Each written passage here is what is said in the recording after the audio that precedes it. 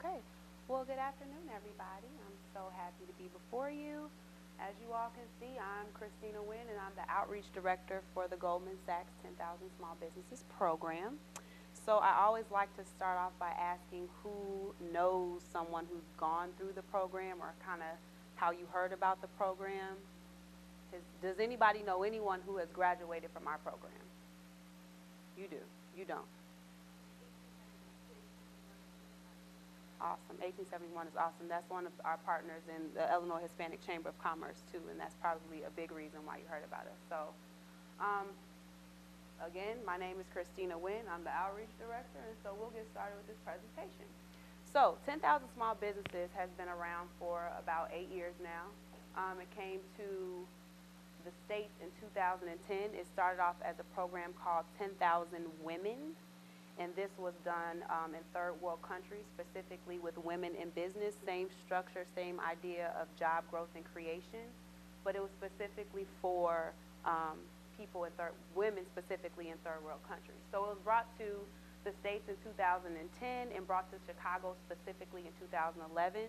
It is a national program, and so there are 14 sites nationwide. The Chicago site is located inside of Harold Washington College. And this is a scholarship program. It is completely free to the business owner.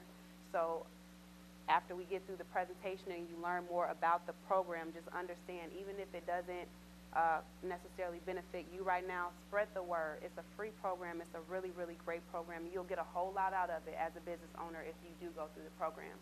Right now we have 607 alumni. So each cohort, we do 3 cohorts a year. 15-week cohorts, and we can do up to 40 business owners in one cohort. So we've been doing this since 2011, and today we're on our 22nd cohort, and we have 607 alumni. And we are taking applications for our upcoming cohort. So what is required for you to be accepted into the program? So this is not for a startup or an early stage business. It is for an established business owner. So you have to be established at least 2 years, doing at least $150K in revenue annually, and then 4 full-time employees or the equivalent to. So 1099s and part-timers are considered half points, so 8 would be equivalent to 4 full-time. Now, when we're talking about minority-owned businesses, we realize that it's really hard it's not hard per se, but the market may not give you the opportunity to meet that employment or that revenue requirement. And for that reason, for minority-owned businesses specifically, we're able to bend in the revenue requirement. So if you're at least doing $100K in revenue, and if you at least have 2.5 to 3 employees, you can still apply for the program because we can make special accommodations for that. So how is it really done? So we do it in 3 different ways. Again, it's a 15-week cohort. So you will be with us for 15 weeks. And what you all get is a practical business education. This program was constructed by a university called Babson University. I don't know if anyone has heard of it. It's a smaller university. And so when Goldman decided to launch this program in the States, they reached out to the 5 top Ivy Leagues. I can remember 3 and then Babson. So we have Stanford, Harvard, Emory, and there's one more, and then Babson. Babson is the smallest, but their curriculum was the most comprehensive, and so they adopted their curriculum for the program. It was constructed specifically for small business owners. So a lot of people, when I'm out in the field, I'll compare it to like a fast-track MBA just to give people a mindset of kind of the content that it is, but it's so much more than that. It's very practical in the sense what you learn in that module. So the cohort is broken up into 10 modules. What you learn in the module, you will literally be able to go and apply it the next day in class or at your organization. When we talk about the classroom setting and even about how the curriculum is delivered, it's a huge peer-to-peer learning environment. So you are not going to be standing here looking at me like you are now being lectured to, but it will literally be you learn these concepts. The way you're seated in the classroom are in growth groups, about 5 or 6 of you all. So you learn a concept, you go to your growth group, and you kind of get the muscle memory for the concept. And so then when you leave the class and you go to work the next day, you will literally have at least some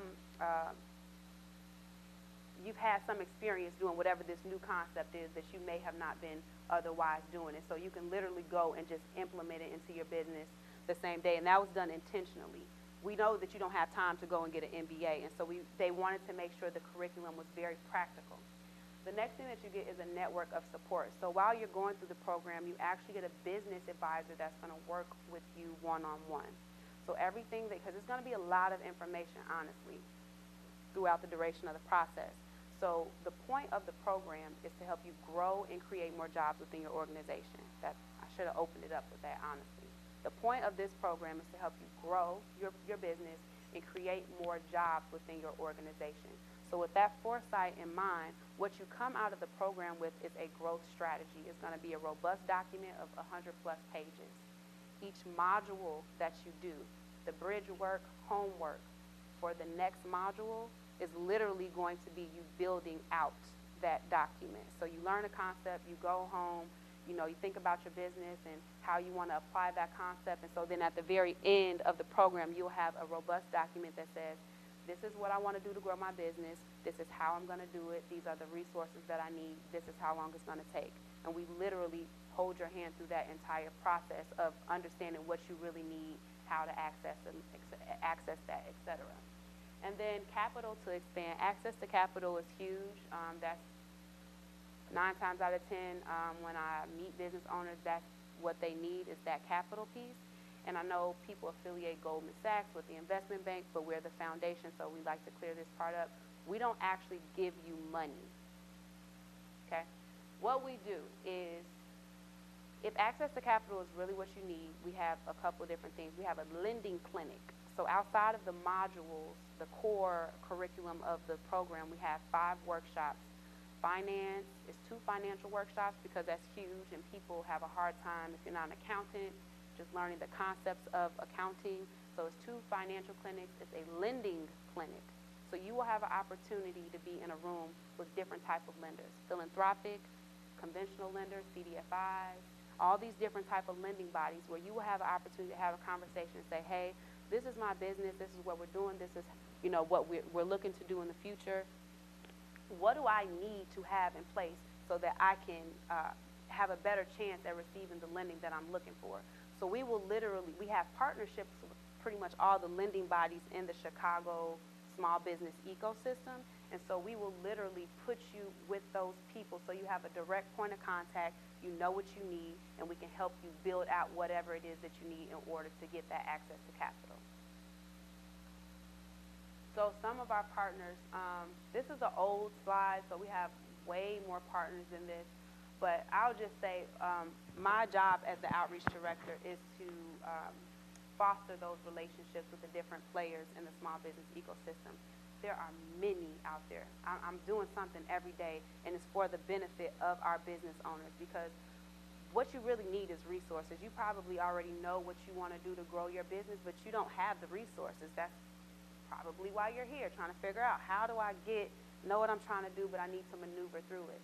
And so what I do as the outreach director is to make sure those relationships continue to thrive. So when I have a business owner, even going through the program, after you go through the program and you're an alumni, and because we do continuing things after you graduate, and you've identified, hey, I need this resource that I didn't need when I was going through the program, we have those relationships still, so we can literally give you a point of contact wherever you're trying to make that connection. So we have many, many different partners out here, from the small business development side to the advocacy and support side. So the curriculum. This is a good slide. Feel free to take a picture. This is what the actual curriculum looks like. So it equates to, again, 15 weeks of coursework and 100+ hours of in-class work. So if we look at the middle row, those are the modules. Those are the core of the education. When we talk about time that it is required for you to be a part of this program, hone in on this. Okay, so all of those middle ones are all day long, 8:30 a.m. to 5:30 p.m. You will be required to remove yourself from your organization for a full day. They're typically on Fridays, typically every other Friday, and then there'll be 2 Friday to Saturday back-to-backs, 8:30 a.m. to 5:30 p.m. the workshops or clinics that are on the side, and we actually added a new one. We added a digital marketing clinic because that was a huge pain point and has been a pain point for our business owners. And so we wanted to make sure we address that through the curriculum, and so we have an additional one that's not on there. But those are during the week, typically on Mondays or Tuesdays from 5:30 p.m. to 9 p.m. So they're in the evening after hours. But just know that it really is a time commitment, and it will require you to pull yourself out of your organization. And that's why when we talk about that employee requirement that they have for the program, that's part of why that's what it is. Because what we don't want for you to do is to be accepted into the program and not have the infrastructure in place to be able to sustain when you're not there. If you're the one that is truly the heart, brain, liver, lungs, and everything else of the organization, and you're pulling yourself out, 9 times out of 10, it's not going to be a good situation for you when you get back, because you are truly the lifeline of the business. And then another thing I want to mention, I kind of touched on this already. Between the modules, you have homework, and that equates to about 10 to 15 hours of homework. Now, when we talk about the homework or bridge work, we encourage you all, especially if you have like business partners, because only one person, only one owner of the business can go through the program. It's a free program, so you can't flip out people or none of that. Whoever applies for the program has to be the person that will interview to be a part of the program, has to be the person who actually goes through the program. But what's really cool is when you talk about the bridge work and creating that document, you can bring in your team, your management team, your partner or whatever, and you're going to review everything that you've learned in the class, and so that you all can talk and collaborate together about what that looks like for growth for the business. And then so when we talk about results, when we look at our results in comparison to national averages from business owners who do not go through our program, our business owners are always doing at least 30% higher in job creation and job or in organizational growth. So as you can see, 50% of our, one thing, so we don't ask you for, you don't have to pay to be a part of the program. The one thing we ask you for are metrics. I think I missed a slide. Oh, here it is. Okay. The one thing that we ask you for are metrics. So when you do, and that'll be the next slide that kind of breaks down the different documentation that we ask you for. But we ask you for metrics when you apply, 6 months after, 18 months after, and then 30 months after graduating. That's how we get this data. That's how we can continue to make the program go and continue to have advocacy behind the program, because we have the data to prove the curriculum in conjunction with the network of support, in conjunction with, everything that encompasses the program is actually helping businesses grow and create more jobs within the organization. And then another thing to highlight is, even though it's a really time-intensive program, it really is, there's a 99% graduation rate, so it's doable. The first thing that businesses come into it learning is delegation. Do I really have the organization I thought and the staff that I thought I had to be able to delegate? Again, you're going to have to be removed. So right now, if you're doing everything, you're going to have to entrust somebody else who may have not otherwise had that responsibility to do certain things now that you'll be removed. So delegation is the first thing that you learn, but it's a 99% graduation rate, so that goes to show that it is a doable program. So now when we talk about the application process, the first application is a two-part application process. The first application probably will take 5 to 10 minutes. It's really simple. It asks those questions, those requirement questions that I covered earlier. Are you the business owner? What percentage of the business do you own? If you are the minority owner of the business, you can still go through the program, but the majority would have to write a letter for you saying, we want whomever to go through the program. And so it covers, okay, are you the owner? What's your revenue? How many employees do you have? What's the breakdown? Tell us a little bit about your business. Why do you want to be a part of the program? It's really simple. When we get into the phase 2, it gets a lot of business owners fall off on this because we ask you for quite a few pieces of documentation. So 2 years of balance sheets and 2 years of income statements. The reason we ask you for that information is because that financial module, that accounting module that you're going to do, you use your own financials as the case study because it's a case study setup. And so instead of using a template or just a random businesses, they want you to use your financial documents so that you can kind of maneuver through and figure out what you have going on, be it right, wrong, or horribly wrong, you know, but at least you'll be able to have your own documentation to do that. And then the last federal tax return to make sure, you know, you are the owner and all that good stuff, proof of ownership. And then there's an addendum to the application, and that asks more comprehensive questions. It asks you about background as far as educationally. It asks if you have any other businesses that you've opened in the past. It asks if you've opened a line of credit within the last 12 months. It just gets more into the nitty-gritty of who you are as the business owner and I guess your viability as a business. And then there is the interview process, and we actually had interviews today for our upcoming cohort. So the interview process is typically done in a panel style, so it'll be like 2 or 3 people that you're interviewing in front of our community partners, people like different chambers, people nationally from Goldman come down, and they do the interview. It's 25 minutes. It's not like a job interview, if you will. It's more of an interview for personality fit. Because what you have to realize is, you know, if you get to the interview process, we know that you meet the requirements for the program. It's really about the fit for the peer-to-peer learning environment. That's a huge thing for this program, and I think, you know, it's what really sets it apart, and you have to be in the midst to really understand. You know the baseline requirements for the program. Last cohort, we had someone that was in business for 38 years. We had someone that was doing almost $7 million a year. And so you have all these different type of business owners. We don't have industry restrictions other than sex and alcohol. We can't do liquor stores or like strip clubs, you know, can't do that. But, you know, casinos, we can't do that either. They're not small business anyway. But the point of it is all of these different industries. You have, you know, all these different levels of experience. And so it's a huge peer-to-peer learning environment to the point where, you know, while we're learning things, you might have a business owner raise their hand, and instead of the faculty answering, we'll give the other owners an opportunity to really chime in because business is business is business is business. It's just the industries are different, and so everybody has value to add. And another thing I want to say, we also work with non-for-profits as well. Ask for the same type of documentation. The only requirement that we have for non-for-profit is that all of the funding cannot come through grants. You have to have some type of structure where you're getting revenue other ways outside of grants. And then finally, after going through the interview, and if you're accepted, we have to send your application to Goldman nationally, and they do a background check.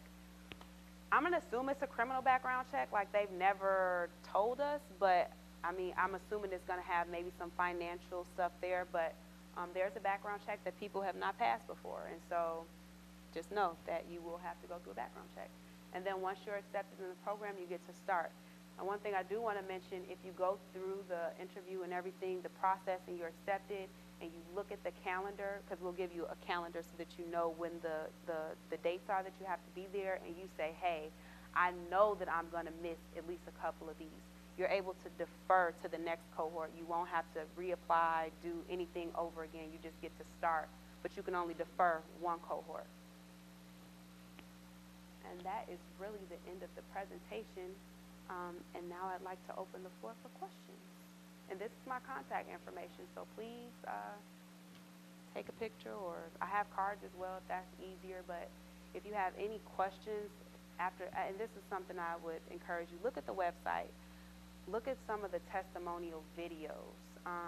One thing I always like to offer business owners, if you want to talk to somebody who's graduated in your industry that's gone through the program, so that maybe you could just get a gauge for how the program helped them, because maybe you're like, oh yeah, it sounds good, but I don't really know how it will benefit my organization, and maybe I can do that for you as well. Just whatever will help you to, I guess, make the program more palatable to you, because it's such a great program.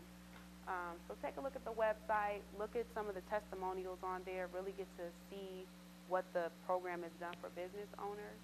And if you need any further discussion or want to talk on a personal level, I'm always available and willing to do that as well.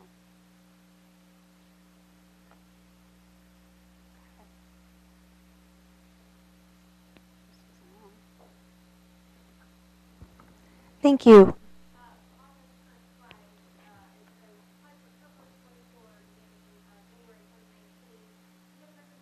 Cohort 22. Yeah, that slide needs to be updated. And I was going to skirt over that, and look at you. You got me.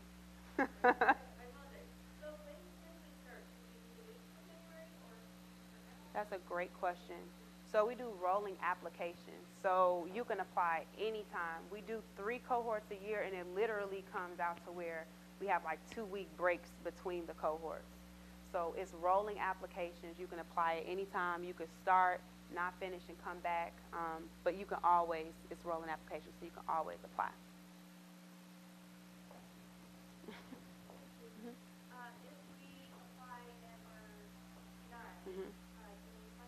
Another great question. Yes, you can. So there, when you go through the interview process, there are 3 categories of rejection when you are rejected. The first is literally just like they're not ready. They meet the bare minimum requirements, but they're just not ready. You can absolutely reapply. The second one is financial health of the business. You need to,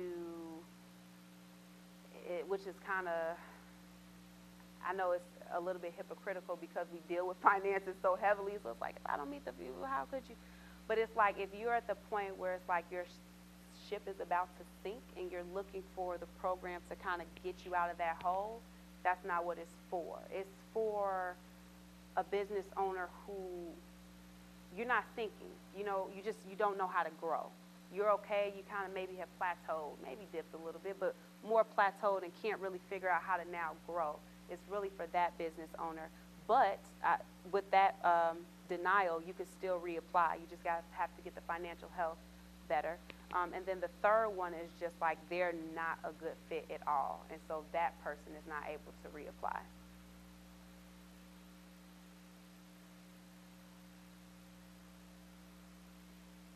No other questions? Okay.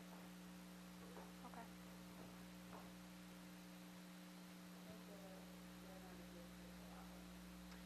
So sometimes we have business owners that are really like, I just want to do this because I know it's going to be great networking. But I know I don't really, I know all this, I don't really need your help, right? That's a denial. Another one is, no, I'm sorry. We're talking about when you apply and get accepted and are denied. No. You're talking about when you apply and you're denied, not when you're accepted and denied on the back end.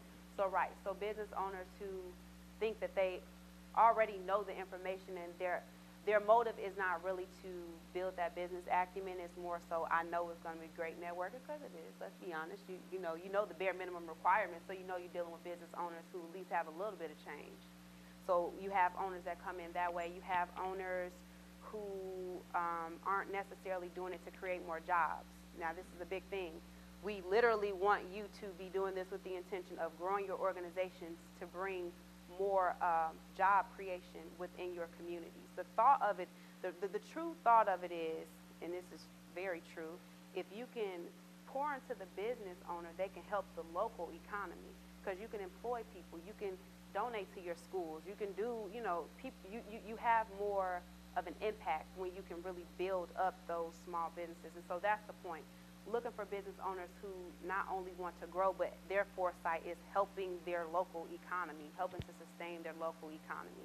And so when we get people like, we have somebody in the entertainment industry who came in, and it was more so like, you could tell she wanted to sustain her lifestyle more so than bring people into the fold and kind of help build out people. It was more so, I kind of plateaued, I want more business, but it's not with the intention of, I want to create more jobs for people. So those are the kind of examples. Did you have a question?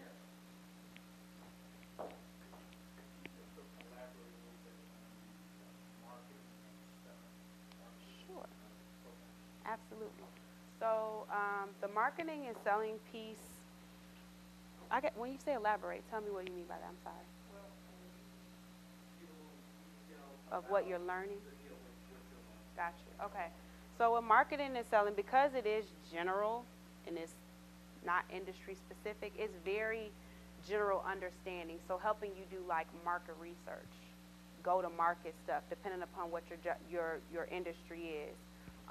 It's not a heavy selling module, honestly, which is interesting that it's called marketing. It's more marketing heavy because they go so hand to hand. So you're not actually learning selling skills, but you may learn pitch skills, kind of how to pitch your business. From a marketing perspective, you kind of learn some of the different types of marketing, because a lot of times it's kind of like this elusive thing. Marketing is truly a art, but like it's turned into this thing where like anybody thinks they can market, because so it's really helping you to understand some of the foundational forms of marketing, what that looks like, what you should be looking for as the owner when you bring on somebody for marketing, kind of teaching you some of the different types of marketing that you could do, or the resources around the marketing field. It's not heavily giving information on digital marketing, and that's why we had to make that workshop, because I think more so for after sitting through it and kind of hearing the feedback, I think the digital marketing pieces was harder for people than that standard marketing, because, I mean, you understand collateral, you understand brand messaging, or those general terms, but when you get into like the digital marketing piece, that's a whole nother beast. And so I hope I answered your question, because I know I'm kind of all over the place. It gives you general marketing and selling information. You will do your breakout things, and we do like case studies where you kind of have, I'm reading something, you reading something, we kind of acting it out, and then we're critiquing as a group type of thing. Pitch again to kind of help you to understand, because a lot of selling and marketing, well, selling specifically is like a pitch almost. Like you have to have this, whatever this little tight pitch is, to move whatever product or service it is that you're trying to do. And so helping you through that. That was a real long answer, but I hope I answered it for you. Any other questions? Oh, wait. She wants us to use the mic. Mm-hmm.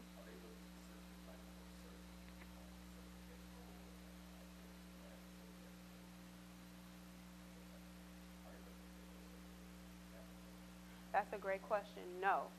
You don't have to be certified in any shape, form, or fashion other than just being a true business.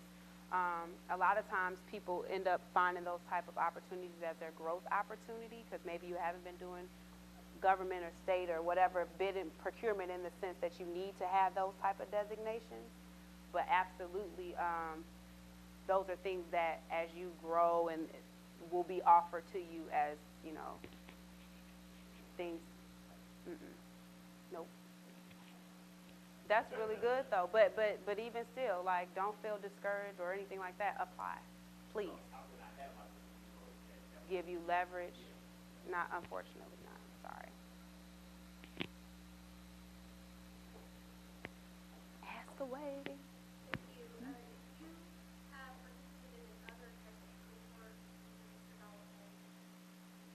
Mm-hmm.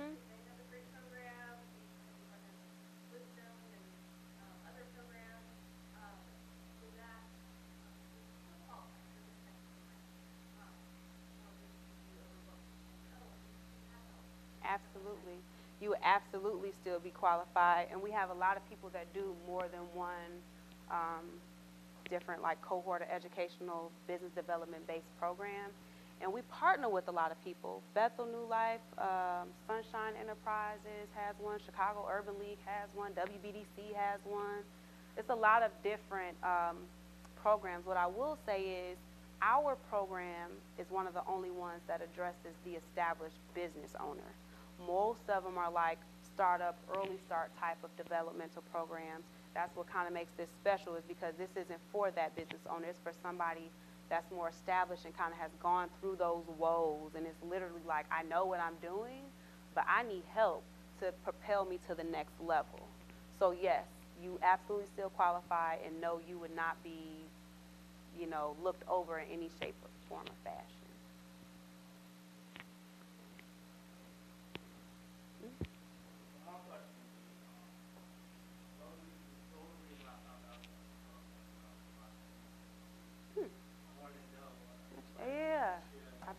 that. Mhm. Mhm.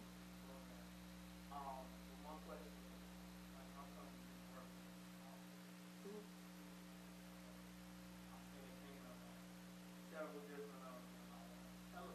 Mhm.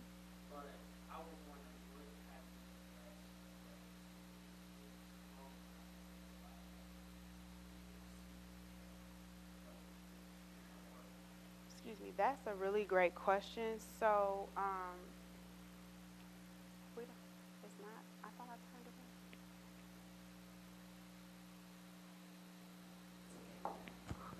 Oh, on. okay. Okay. Ooh. None has not been on at all. Okay.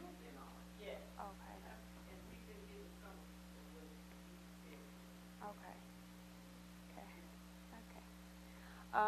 So does he need to re-ask it or no? Okay. The best way to do it, what I do is I go to like do these all the time, honestly. Depending upon the audience, I'll bring in like some of our alumni to sit on a panel, so that after you get the information about the program, if you have specific questions for people who've gone through the program, you can have access to two or three of the business owners who can answer those questions. And so if you want to put, I don't know exactly what you're doing within Bright, or you know what I'm saying. I don't know how you're. Okay. Know this exists. You can go to the website.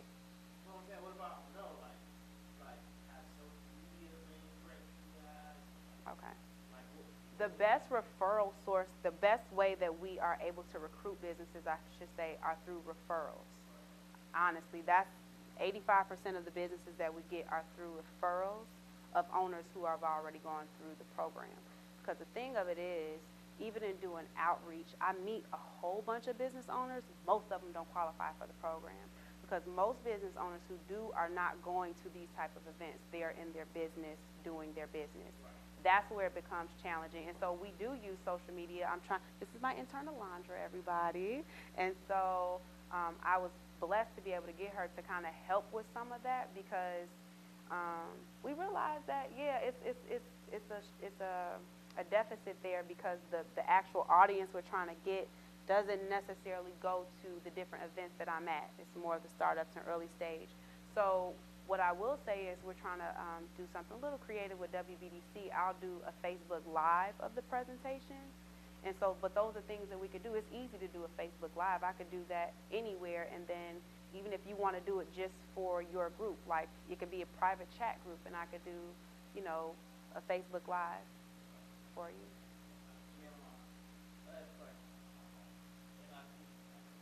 Mhm. Mhm.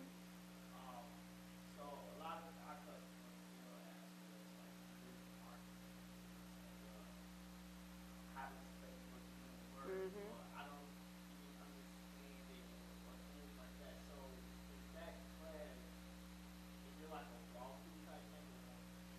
General. So, because digital marketing was such a pain point, and it is a pain point, I don't know if you've heard of Sprout Social.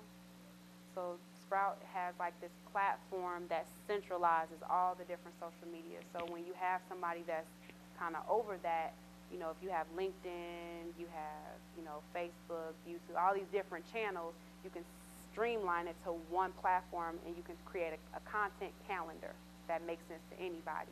And so we did a program. I kind of set a thing up where they did an educational course. First of all, just helping people understand what do you expect, because people don't know what to expect as far as ROI is returned from social media marketing. They don't really know what is the true goal of social media. So it was more so addressing why do we use social media in business? What are we looking for as far as results are concerned? And then offering their services on the back end.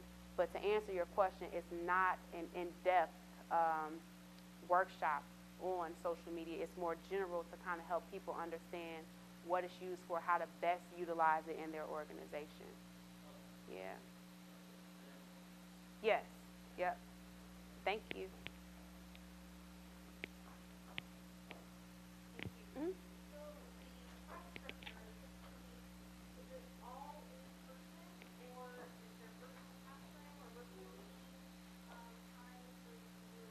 That's another really good question. So it is all in class, but there's another option. So the 14 sites that we talked about are all over the nation, and when you do the program at a site, everything is done in class. Let's say you have the type of business where you literally cannot do that. We have a national program. Half of it is done online. Half of it is done at Babson University. So that's just another option. You have to fly out there to Michigan or Boston, or wherever it be, Boston, to go to the school for like 2 weeks, but you do have an option where it's half and half.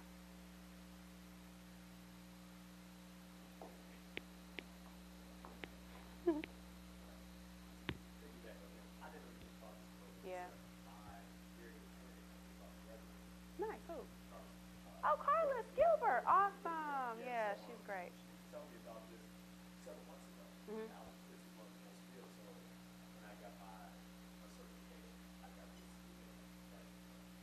Nice. I love it. Right.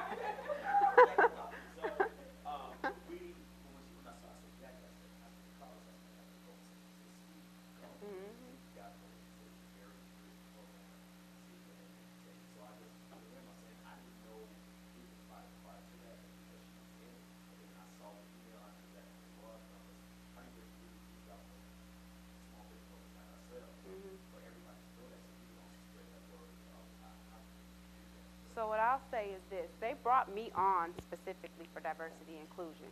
We want to keep it honest because although we don't have an issue with outreach per se, we have a huge issue with the diversity of the business owners in the program because most of our referrals come through, or most of our recruits come through referrals. So if 99% of the people going through the program are Caucasian, the people that they know 9 times out of 10 are going to be people that look like them. And so they brought me on to be more intentional about really bringing in the African American, Latino group, Asian, Indians to the fold because we aren't benefiting. So I say all that to say I'm working very closely with a lot of the state officials, the different representatives, to put on these type of programs, or at least to be able to, because in your chambers too. I'm working with a lot of the local chambers, the Southeast, South Shore, on the West Side, South Side, to filter this information out to you all via email as well as in-person things like this, because you're absolutely right. You didn't know that it was here because we didn't really have that emphasis there. No, it's three black women, but that's it. Yeah. Wait. Carlos, Monica, is it? I'm sorry, I'm not in there often because I'm doing stuff like this. I think it's 3 black women in there. Oh, yes, and then non-for-profit is in there. Kelly Precious Pearls.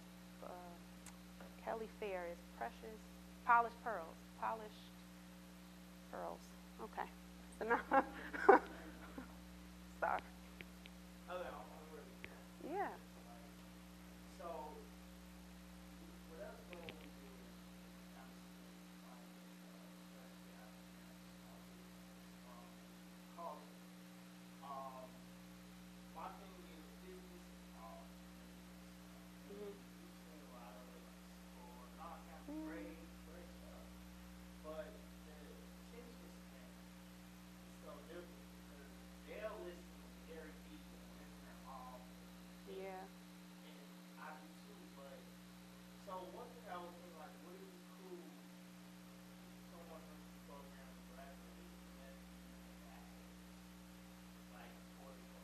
In what form?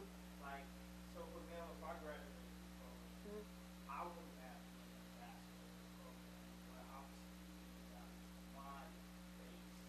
Absolutely. I think that would be a great way to also capture, because some people got great personalities, and that way you can capture more. Period. I've been trying to see, the thing of it is with millennials, I'm a millennial. It's hard. Honestly, like, I've been doing this for just in the small business space and like that diversity inclusion space for like 9 years. And so I'm 29, so I'm not that old, but it's really hard. Like, to the point where I get really frustrated because I'm just like, well, maybe we're just not here yet. And so I do better with like older people anyway, just because they're more mature. And so whatever ideas you have, I mean, I feel like I've done everything. The events that I go to, I take videos and I compile them into like this really cool thing, and then I put it on social so that people can see what's being offered out there. Because I think a lot of it is you don't know what you don't know until like you can see what's out there. And so I've been trying to do that, and got a little discouraged, I'll be honest, because it's not, people aren't gravitating to it as I thought that they would, because everybody wants to be like these self-made entrepreneurs. But I'm giving you the reason. You really want to be an entrepreneur, you need to be at this type of stuff and get the resources in the room, but nobody really gravitates to it. So it's hard, like it's hard. Yeah,